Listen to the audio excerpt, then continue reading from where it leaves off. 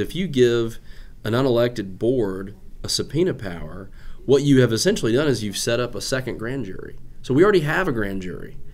And this Community Oversight Board comes up with one outcome, and then the grand jury comes up with a different outcome. Now all of a sudden you've got two grand juries that are in disagreement with one another. Welcome to Policy, Not Politics. Our guest, Representative Michael Curcio, who is the chairman of the House Judiciary Committee and the main sponsor, the lead sponsor, of a bill that would, in my words, rein in community oversight boards. And in your words, it would do what? Exactly. Yes, sir. Well, first of all, thank you for having me here today, and thanks for this very worthwhile discussion. What my bill seeks to do is just to codify or implement observed best practices. So we've been talking about community oversight boards as a country now. It's been very, very popular topic for the last couple of years, but this is not a new concept. These boards have been around since the 1950s. And I myself was surprised to learn that as I did more research on this.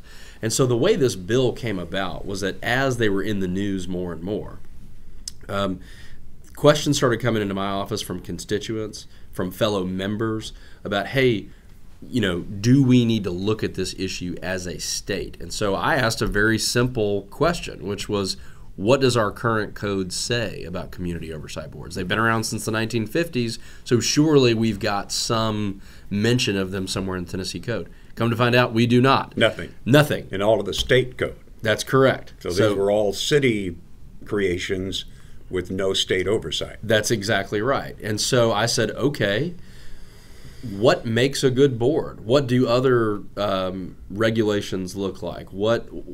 If we're going to have boards in Tennessee, let's make sure they're the best in the business. And so I identified there's a study that's been done by the National Institute of Justice. They don't make policy recommendations, but what they do is they say, look, here's all the boards that exist. Here are the characteristics of those boards.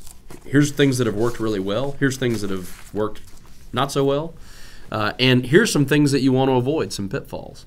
And it's been amazing to me to watch this whole process play out because we are following, we're sort of the textbook example in Tennessee of sort of some things of what to do and some things of what not to do. So to clarify, best practices absolutely for such boards otherwise do not give these boards the power of subpoenaing officers or evidence. That's exactly right. What the report tells us is that you will, they predict, they say you will expend a lot of political capital and a lot of time fighting for subpoena power when it is unnecessary.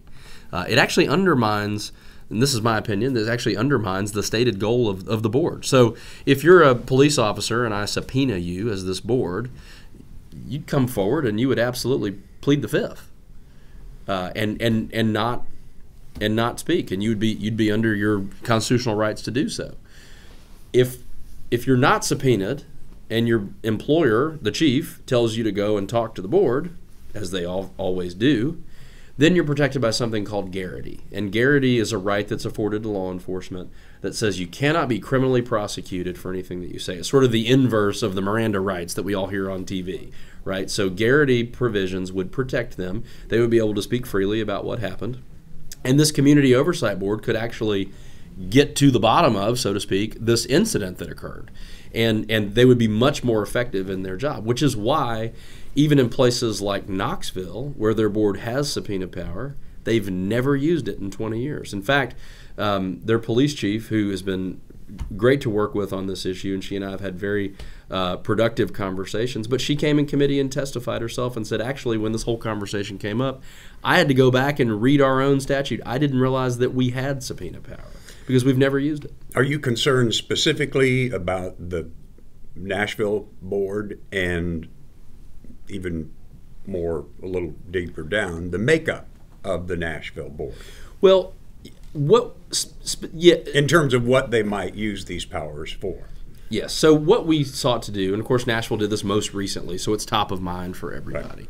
Right. But the bill, to be clear, would apply statewide. So if any community wanted to establish one of these boards, they would have to follow these guidelines.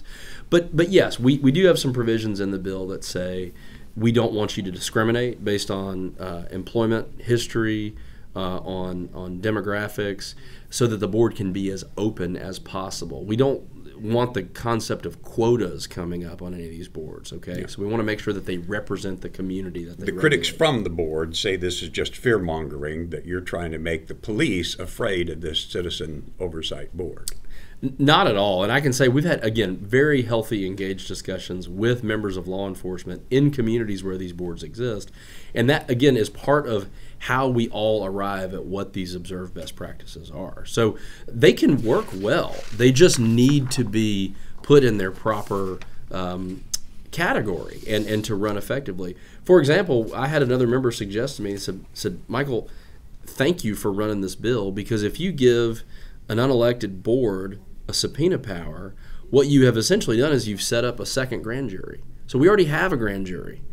And over here, we have a grand jury that has attorneys, has the ability to do research, has subpoena power, all of these things that grand juries have.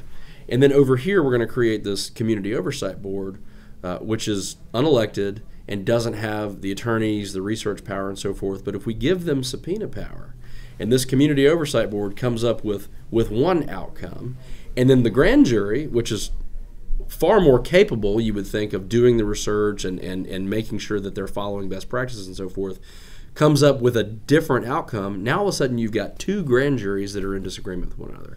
And that is a recipe for disaster. And it would also often be in disagreement with a number of other investigative bodies, real investigative bodies, Absolutely. Like the Tennessee Bureau of Investigation, the U.S. Justice Department Civil Rights Division, the local district attorney, and in one very high-profile case in Nashville, all of those did investigate and find the officer not at fault, and that is largely what inspired this board. Absolutely. So if the organizers who wanted this board, now they say the power to compel is given to other boards and commissions who don't use it very often. They use the same argument that you just did, only they're using that argument to say you have nothing to fear from us. But does what I just said kind of give pause to suggest that maybe we do have something to fear from this particular board that may not be true of other boards? Right. Well, that's exactly right. First of all, they're unelected. And so what everybody needs to remember in this discussion is that the Metro Council, for example, they have the power of subpoena. They can compel witnesses. And so the way it works in Memphis is if their community oversight board feels they ever get to a point where they need to subpoena somebody, they petition the elected body to do that. And to me, that is very appropriate because those individuals are elected by the people to serve the community. But to give an unelected board that power of subpoena, and as you said, these are often boards that were born out of some issue, and we certainly don't take anything away from that, but they don't have the investigative power, they don't have the resources that, say, a grand jury does or even an elected body. Instead, maybe they're going off of what they're reading in the news media, what they've heard, and that's no way to run an investigation, especially one that has subpoena power. And so we need to remember these boards are there for community oversight. They are specifically there so that members of the community feel they have a role in the process, but they are not there to replace law enforcement, our judicial system, a grand jury, or anything of that nature. So oversight suggests a supervisory role. That's right. The mayor objects to this bill, even though he initially objected to the board itself. Sure. Saying that this will further undermine the city's ability to build trust between the police and the policed. He apparently thinks this board can build trust rather than more distrust. And I think if it works well, I wish them all the best in that endeavor. I want there to be more trust. I hope the citizens of any city have trust and respect for their law enforcement.